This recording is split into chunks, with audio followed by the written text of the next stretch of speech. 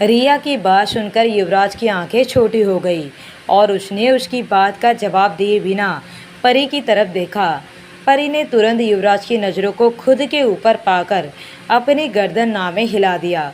वो तुरंत रिया के पास आकर खड़ी हो गई और उसने युवराज से कहा, उसकी कुछ गलतफहमी हो गई है। ये कहते हुए उसने रिया को गुस्से से देखा और धीरे से उसकी बाजू को हिलाते हुए कहा, ये क्या बोल रही है तू? चल मेरे साथ। रिया हैरानी से परी को देख रही थी, जैसे वो किसी बेवकूफ़ को देख रही हो। परी, क्या तुम पागल हो? आखिर तुम चाहती क्या हो? क्या तुम नहीं जानती कि इस इंसान ने तुम्हारे साथ कितना गलत किया है? क्या बकवास कर रही हो तुम?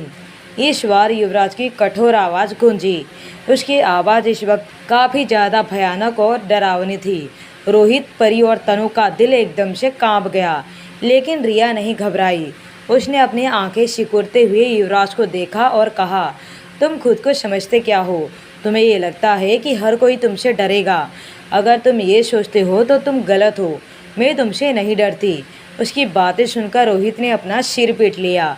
ये बेवकूफ़ लड़की क्यों अपनी मौत को दावत दे रही है? युवराज की आंखों में अब गुस्सा भरने लगा था। इससे पहले कि वो कुछ बोल पाता, परी एकदम से युवराज के आगे खड़ी हो गई। उसने रिया को खुद के पीछे कर लिया। बेबी देखो, गुस्सा मत करो। ये पागल लड़की कुछ भी बोलती है, इसे माफ़ कर दो। इतने में ही तनु ने जाकर रिया को खुद के तरफ खींच लिया और कहा, इतने भी क्या जल्दी है तुझे आज ही मरने की? लेकिन परी, रिया कह ही रही थी कि उसकी बात को बीच में ही काटते हुए तनु ने गुस्से से कहा, लेकिन बेकिन कुछ नहीं, परी प्रेग्नेंट नहीं है। तुमसे ये किसने कहा? तुमसे उसने कहा कि वो प्रेग्नेंट है? तुम तो खुद ही खुद ख्याली पुलाव बनाने लगती हो। क्या परी प्रेग्नेंट नहीं है? ये कहते हुए रिया ने युवराज की तरफ देखा, जो इस वक्त परी को देखे जा रहा था। उसके चेहरे पर किसी भी तरह के एक्सप्रेशन नहीं थे। रिया ने धीरे से खुद से कहा, अब तो मैं गई। इतने में ही डोर की तरफ से बहुत सारे लोगों की चलने की आवाज़ आई। करीबन 10 से 12 आदमी सीधा आकर युवराज के पीछे खड़े हो गए। वो इतने हट्टे कट्टे थे और इतने डरावने थे कि उन्हें देखकर कोई भी डर सकता था। और सभी आदमियों के सबसे आगे वही था जो परी का बॉडीगार्ड था। उसमें से एक ने कहा, बॉस की बेइज्जती करने की हिम्मत इस लड़की ने की है। क्योंकि ये एक लड़की है, इसे मानना तो नहीं चाहिए। इसका जीभ और दोनों हाथ काट लिया जाए। जैसे ही रिया के कानों में आवाज़ पड़ी तो वो डर के कारण हकलाने लगी। क्या बकवास कर रहे हो तुम लोग? मेरी जीभ है, कोई केक थोड़ी ना है कि तुम्हें काटना है। परी ने उस बॉडीगार्ड की तरफ देखा, फिर युवराज की तरफ देखते हुए कहा, युवराज। जैसे ही उन बॉडीगार्ड में से एक आगे बढ़ा और रिया की तरफ बढ़ने लगा, युवराज ने अपना हाथ उठाकर कहा, जाओ यहाँ से। युवराज के ऑर्डर मिलते ही सब गार्ड्स वहाँ से चले गए। उनको जाते हुए देखकर रिया ने चैन की सांस ली और युवराज की तरफ देखकर कहा, आई एम सॉरी, मुझे समझने में गलती हो गई थी। युवराज ने कुछ नहीं कहा। उसने परी की तरफ देखा और कहा, शाम को तैयार रहना, हम दादी से मिलने जाएंगे। दादी? परी खुश होते हुए बोली, हाँ। ये कहकर युवराज वहाँ से चला गया। उसके जाते ही परी ने रिया की तरफ देखा, जो उस वक्त उससे नज़रें चुराने की कोशिश कर रही थी। युवराज रोहित के साथ बाहर आ गया। क्या खबर है? युवराज ने पूछा। सर, मिस्टर आहूजा का फ़ोन दोबारा से आया था। अनभी मैडम का अभी तक कोई पता नहीं चला। युवराज ने रोहित की बात सुनकर ज़्यादा कुछ रिएक्शन नहीं दिया, जैसे वो जानता हो कि अनभी कहाँ है। शाम हो चुकी है, रिया और तनु जा चुके थे। परी तैयार होकर युवराज के आने का इंतज़ार कर रही थी। उसने एक प्यारी सी वाइट कलर की ब्रांडेड फ्रॉक पहनी हुई थी, जो युवराज ने उसके लिए पसंद की थी। उसके चेहरे पर एक अलग ही ग्लो था। वो इधर से उधर चक्कर लगा रही थी। अचानक से उसका फ़ोन बजा। उसके फ़ोन उठाते ही युवराज ने कहा, बाहर आओ, मैं तुम्हारा वेट कर रहा हूँ। परी खुशी से बाहर निकली। युवराज भी कार से बाहर आकर खड़ा था, उसका वेट कर रहा था। जैसे ही वो बाहर आया, अचानक से किसी चीज़ से टकराकर जैसे ही वो नीचे गिरने वाली थी, संजय ने उसे थाम लिया। आप ठीक तो है ना? संजय ने पूछा। हाँ, मैं ठीक हूँ, थैंक्स, परी ने कहा और वो वहाँ से निकलकर युवराज के पास आ गई। युवराज ने दूर से ही ये सब कुछ देख लिया था। उसके मुट्ठी आपस में गुस्से से बंद हो गई। परी अब तक उसके पास पहुँच चुकी थी। उसने प्यार से युवराज के गले लग गई। युवराज ने भी उसे कसकर पकड़ लिया, लेकिन उसकी नज़रें अभी भी संजय के ऊपर। परी और युवराज दोनों कार में थे। युवराज कुछ सोच में डूबा हुआ लग रहा था। परी की नज़रें बाहर की तरफ गई तो वो अचानक से चिल्लाई। युवराज अपनी सोच से बाहर आया। ड्राइवर ने जल्दी से कार में ब्रेक लगा दी। क्या हुआ? युवराज ने परी की तरफ देखकर पूछा। परी ने उंगली बाहर की तरफ करते हुए कहा, वो देखो। युवराज ने फिर अपनी नज़रें बाहर की तरफ घुमाई। उसने देखा कि बाहर की तरफ एक लड़का अपने घुटनों के बल बैठकर एक लड़की को फूलों से सजा हुआ गुलदस्ता दे रहा था। मैं तो भूल ही गई, आज तो रोज डे है। तुमने तो मुझे एक भी फूल नहीं दिया। उसे देखो, वो अपनी गर्लफ्रेंड को कितने फूल दे रहा है। Rose day? युवराज ने बाहर की ओर अपनी आंखें सिकुड़ते हुए देखा और कहा, तुमने मुझे कभी बताया नहीं कि तुम्हें फूल पसंद है। मैं तुम्हारे लिए फूलों से भरा हुआ एक पूरा कमरा तैयार करवा देता। परी ने युवराज को अजीब नज़रों से देखा और कहा, युवराज, क्या तुम सच में इन मामलों में इतने बेवकूफ़ हो या तुम बस अनजान बन रहे हो? मैं समझा नहीं, युवराज ने कहा। तो परी ने अपना सिर पीट लिया और कहा, रोज डे का तो छोड़ो, कल प्रपोज डे है, इसलिए कल तुम मुझे इस तरह से प्रपोज करोगे जैसे आज तक किसी ने किसी को प्रपोज नहीं किया होगा। परी की बात सुनकर युवराज की आंखें गहरी हो गई। अब ये कौन सी नई मुसीबत है? तभी उसके कानों में परी की आवाज़ दोबारा से आई, और अगर मुझे तुम्हारा प्रपोज अच्छा नहीं लगा तो मैं तुमसे ब्रेकअप कर लूँगी। परी ने अपने हाथ मोड़ लिए और ड्राइवर से कहा, चलो अब। कुछ ही देर में वो दोनों राठौड़ मैंशन पहुंच चुके थे। जैसे ही वो दोनों अंदर एंटर हुए, युवराज की दादी ने जल्दी से उनके पास आई और परी को गले से लगा लिया। युवराज की दादी ने कहा, कैसी है मेरी प्यारी बच्ची? मैं ठीक हूँ, आप कैसे हैं? परी ने प्यार से पूछा। मैं भी ठीक हूँ, बस अब तुम्हें देख लिया तो और भी ज़्यादा ठीक हो जाऊँगी। युवराज की दादी ने कहा। अब तक तो मिसेज राठौड़ भी वहाँ आ गई थी। वैसे तो मिसेज राठौड़ युवराज की सौतेली माँ थी।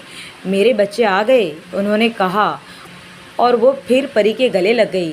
जैसे ही वो युवराज की तरफ मुड़ी कि युवराज वहाँ से बिना कुछ उन्हें कहे, बिना उनकी तरफ देखे अंदर की तरफ चला गया। मिसेज राठौड़ का चेहरा एकदम से मुरझा गया। परी ने ये बात नोटिस कर ली, लेकिन उसने बात को संभालने की कोशिश करते हुए कहा, आंटी, आपने आज क्या बनाया है? मुझे बहुत ज़ोरों की भूख लगी है। अरे बेटा, मैंने तो तुम दोनों के लिए बहुत कुछ बनवाया है, आओ मेरे साथ। युवराज पहले से ही डाइनिंग टेबल पर अपनी मामा के साथ बैठ चुका था। युवराज के मामा पहले से ही राठौड़ मैंशन में मौजूद थे। उन्हें देखकर ऐसा लग रहा था जैसे वो युवराज के साथ कुछ ज़रूरी बातें कर रहे हो। परी की आंखें युवराज की मामा को देखकर छोटी हो गई, लेकिन फिर भी उसने उन्हें देखकर मुस्कुराते हुए नमस्ते कहा। युवराज के मामा परी को देखकर कुछ ज़्यादा खुश तो नहीं हुए। परी जाकर युवराज के बगल में बैठ गई। सब लोग डाइनिंग टेबल पर बैठे हुए थे सिवाय युवराज के पापा के। परी ने युवराज की माँ से पूछा, आंटी, अंकल कहाँ है? वो दिखाई नहीं दे रहे हैं। वो देश से बाहर है, अक्सर वो अपने काम के सिलसिले से बाहर ही रहते हैं, मिसेज राठौड़ ने जवाब दिया। ओके, परी ने कहा। अब तक तो नौकर खाना लेकर आ चुका था। परी ने खाने को देखा। वो खाना हेल्दी के साथ साथ टेस्टी भी लग रहा था। अचानक से उसके कानों में एक मीठी सी आवाज़ पड़ी, अरे वाह, खाना तो बहुत ही टेस्टी लग रहा है। अरे रिद्धि बेटा, आओ, तुम्हारा ही इंतज़ार कर रहे हैं, मिसेज राठौड़ ने बड़े प्यार से कहा। रिद्धि जाकर एक चेयर पर बैठ गई। परी को समझ में नहीं आ रहा था कि आखिर ये लड़की यहाँ पर क्या कर रही है। उसने युवराज को देखा तो वो अपना खाना खाने में बिजी था, जैसे उसे रिद्धि के यहाँ आने या न आने से कोई फ़र्क ही ना पड़ता हो।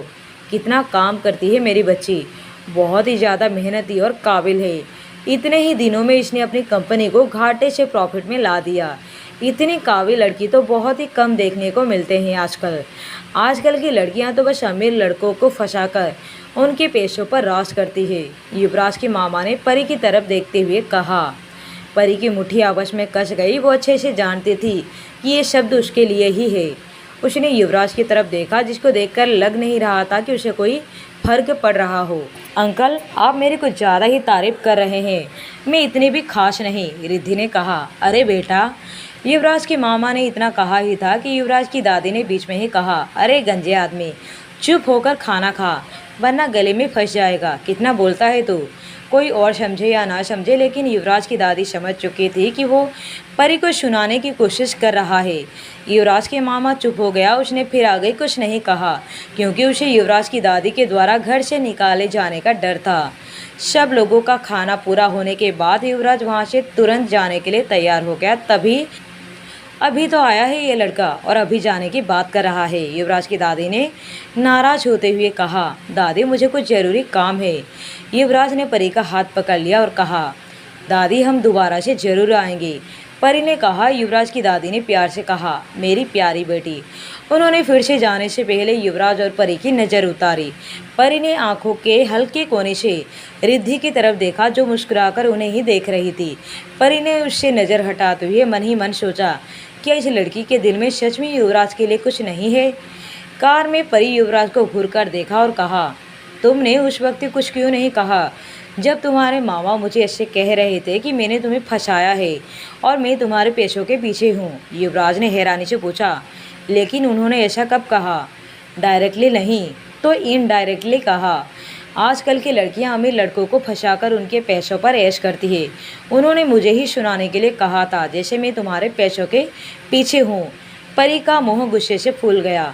युवराज ने उसे पकड़कर खुद के करीब किया और कहा, पहली बात मैंने उस वक्त इसलिए कुछ नहीं कहा क्योंकि मेरे मन में आज तक एक ख्याल कभी नहीं आया कि तुम मेरे पैसों के पीछे हो। दूसरी बात तो ये है कि मेरे मन में तुम्हारे लिए ऐसा कुछ भी नहीं है, तो तुम क्यों फालतू की टेंशन ले रही हो। अगर तुम्हें बुरा लगा हो तो मैं कल ही अपने मामा को बैंकरप्ट करवा देता हूँ। नहीं नहीं, तुम ऐसा कुछ नहीं करोगे। परी ने उसे मना करते हुए कहा, क्योंकि उसे पता था कि ये आदमी कुछ भी कर सकता है। परी ने धीरे से अपना सिर युवराज के कंधे पर रख दिया। युवराज ने भी कुछ नहीं कहा, वो बस परी को कसकर पकड़ लिया। अगले दिन युवराज के कैबिन में रोहित युवराज के आगे खड़ा हुआ था। वो आज कुछ ज़्यादा ही टेंशन में लग रहा था। आज फाइलों की जगह युवराज ने अपने हाथ में मैगजीन पकड़ा हुआ था, जिसके कवर पर लिखा हुआ था लड़कियों को प्रपोज करने के अलग अलग तरीके। अब आगे क्या होगा जानने के लिए कहानी पर यूं ही बने रहे माय डेंजरस लवर पर।